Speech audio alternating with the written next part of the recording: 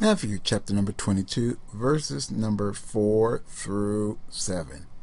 Again, he sent forth his servants, saying, Tell them which are bidden, Behold, I have prepared my dinner. My oxen and my fatlings are killed, and all things are ready. Come unto the marriage. But they made light of it, and went their ways, one to his farm, another to his merchandise.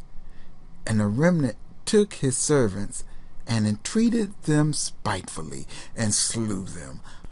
But when the king heard thereof, he was wroth, and he sent forth his armies, and destroyed those murderers, and burnt up their city. We can see that this parable about the marriage of the king's son is very similar to the parable about the wicked tenants.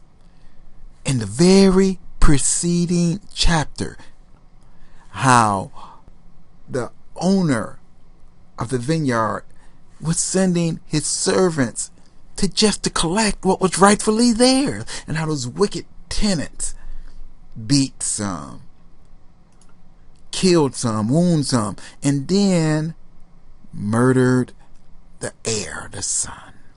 In this parable, the king is calling them to come to the marriage supper. He's saying everything is ready. This is another parable that Christ is giving, pointing to end time events. This marriage is talking about in the book of Revelation, at the marriage of the Lamb. So that's what this parable is talking about, and how they were going to kill Christ. See, Christ was already telling, I know you guys are going to kill me. He wasn't afraid.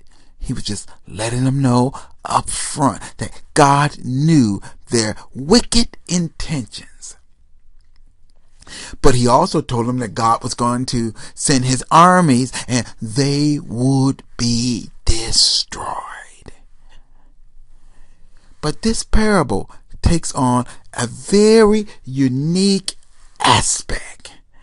When we move on into verse number 8 and after, we not only find that the master is going to send his army to destroy them, but there is another part of the story that will yet to be told. And we have to look at this to say, this is an end time prophecy. So there is something else that's going to take place in end time events. God, we bless you. We give you praise. We give you glory. And ask that you have your way. Thank God.